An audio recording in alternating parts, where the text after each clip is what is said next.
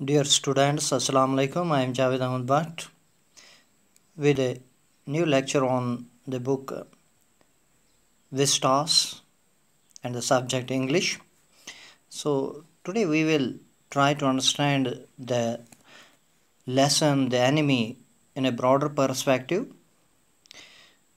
We will try to answer the questions and try to understand them. So, here is first question. Who was Dr. Sadav? Where was his house? यानी doctor सदाव कौन था और उसका मकान कहाँ पर था. Doctor सदाव was a famous Japanese surgeon and scientist. वो एक मशहूर डॉक्टर सदावा एक मशहूर जापानी सर्जन और साइंसदान था. His house was built on a spot of the Japanese coast. Japan के साहिल पर कहीं पर उसका मकान था.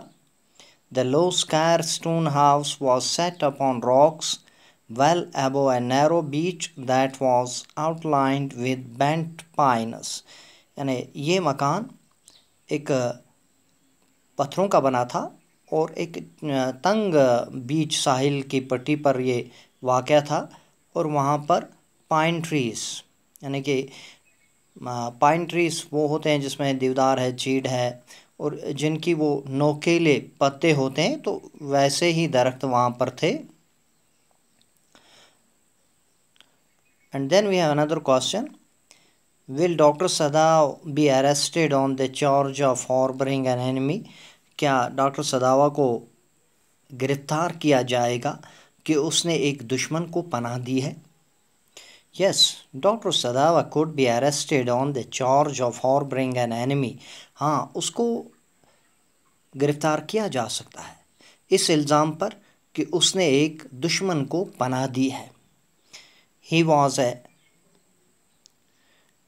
patriot and did not want to give shelter to an enemy. वो एक मोहब्बे वतन था, वो किसी दुश्मन को पनाह देना नहीं चाहता था. He only did his duty as a doctor. उसने जो किया वो उसने एक डॉक्टर की हैसियत से किया, उसने अपने फ़र्ज़ को अंजाम दिया. He plainly told everything to the general, to the old general. यानी कि बूढ़े जनरल को उसने तमाम साफ साफ लफ्ज़ों में बता दिया. He was a renowned person. वो एक इज़्ज़तदार आदमी था, एक मशहूर शख्स था. Therefore the possibility of his arrest was very remote. यानी उसके गिरफ्तारी के इम्कानात बहुत ही मादूम थे. इस बुनियाद पर उसे गिरफ्तार किया जा सकता था कि उसने एक दुश्मन को घर में पनाह दी, चूँकि वो एक मुहब्बे वतन था और एक मशहूर हस्ती थी. और इस पर यह कि उसने जनरल को भी साफ साफ अल्फाज में बता दिया कि जनाब ऐसा हुआ कि वो शख्स ज़ख्मी शख्स हमने देखा, फिर मैंने उसका ऑपरेशन किया, तो मैं उसको पुलिस के को हैंड ओवर करना चाहता हूँ. तो जनरल ने भी उसको वहाँ से कुछ सजेशंस दी. तो इस बुनियाद पर तो जनरल ने उसे एश्योरेंस दी थी कि मैं आपको कोई गज़न नहीं पहुँचेगी. तो उसके गिरफ्तारी के इम्कानात फिर बहुत ही कम हो गए. Then we have another question. Will Hannah help the wounded man and wash him herself? क्या हाना ज़ख्मी आदमी की मदद करेगी, उसे खुद धोएगी? तो आंसर है हाना knows her husband perfectly well. हाना अपने शौहर को बहुत अच्छी तरह से जानती थी. She knows that her husband is not helping an enemy but merely doing his duty as a doctor. तो वो जानती थी कि उसका शौहर जो है वो कोई यानी वो किसी दुश्मन का साथ नहीं दे रहा है, वो दुश्मन को बचाने की कोशिश नहीं कर रहा है, उसको पनाह देने की कोशिश नहीं कर रहा है, बल्कि वो सिर्फ़ अपना फ़र्ज़ जो उसे एक डॉक्टर की हैसियत से उसका जो फ़र्ज़ है कि बीमार को, मरीज़ को, ज़ख्मी को, उसको जहाँ तक मुमकिन हो उसकी जान बचाई जा सके, तो वो वही कर रहा था. So she lends him a hand in his task, in his work. तो उसने उसका हाथ बटाया उसके काम में. When Yumi, the maid, refuses to wash the wounded man, Hannah washes him herself.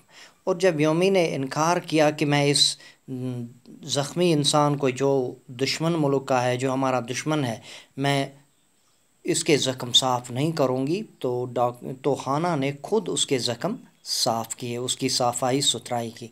तो इस तरह से हाना जो है वो अपने शौहर को अच्छी तरह से जानती थी। वो जानती थी कि मेरा शौहर सिर्फ़ अपना फ़र्ज़ अंजाम दे रहा है, वो कुछ और नहीं कर रहा है। Then we have another question. Question number 4. What will Dr. Sadawa and his wife do with the man? यानी डॉक्टर सदावा और उसकी बीवी इस शख्स के साथ क्या करने जा रहे थे? After Dr. Sadawa has operated on the man, he seems to be out of danger. यानी जब उसने डॉक्टर सदावा ने इस ज़ख्मी शख्स का ऑपरेशन किया और अब वो दिखाई दे रहा था कि वो अब ख़तरे से बाहर है, तो now they decide to hand him over to the police. But the man is very weak, so they decide to keep him till he recovers and then decide what to do with him. तो उसके बाद उन्होंने फ़ैसला किया कि जब ये थोड़ा रिकवर हो जाएगा, थोड़ी सी इसमें कुव्वत आ जाएगी, तो हम इसको पुलिस के हवाले करेंगे। और जब ऑपरेशन के बाद 7 दिन के बाद जब उसने मायना उसका किया, तो अभी उसकी उसमें कमज़ोरी बाकी थी, तो उन्होंने फ़ैसला किया कि अभी इसको वापस आने में, रिकवर होने में थोड़ा वक्त लगेगा, तो उसके बाद हम देखेंगे कि इसके साथ क्या किया जाए। Then we have another question, what will doctor Sadao do to get rid of the man? यानी डॉक्टर सदावा ने इस आदमी से छुटकारा पाने के लिए वो क्या करेगा या क्या करने जा रहा है? इसका आंसर है, it is now clear that Sadao does not want the man to be killed after he has done so much to save his life. तो डॉक्टर सदावा दिल में ये चाहता था कि अब इस आदमी को, क्योंकि मैंने इसके लिए बहुत कठिनाइयाँ बर्दाश्त की हैं, बहुत मुश्किलें बर्दाश्त की हैं, अपने आप को ख़तरे में डाला है, तो अब इसको मरना नहीं चाहिए। यानी कि वो उसे पुलिस के हैंड ओवर भी करना नहीं चाहता था कि वो उसे ले जाकर सीधे उसको मार देते। If he hands him over to the police he is sure to be killed. यानी अगर वो उसको पुलिस के हवाले करता है तो यकीनन वो उसको हलाक करेंगे। The only way left for him is to help the man get away from there in a boat, and that is exactly what he does. तो उसने सोचा कि क्यों नहीं इस आदमी को यहाँ से एक कश्ती में बिठाकर भगाया जाए। तो यही काम डॉक्टर सदावा ने आखिर पर किया। तो डॉक्टर सदावा भी इस आदमी से छुटकारा पाना चाहते थे, क्योंकि अब खतरात बढ़ रहे थे। उसके घर में नौकर जा चुके थे, नौकरों ने उसका घर छोड़ दिया था। अब कहीं किसी भी वक्त उस पर कोई बहुत बड़ी आफत आने वाली थी। तो डॉक्टर सदावा ने सोचा कि इसका छुटकारा इसी तरीके से हासिल किया जा सकता है, इसको एक छोटी सी कश्ती में बिठाकर यहाँ से रवाना कर दिया जाए। तो आखिर पर डॉक्टर सदावा ने वही किया।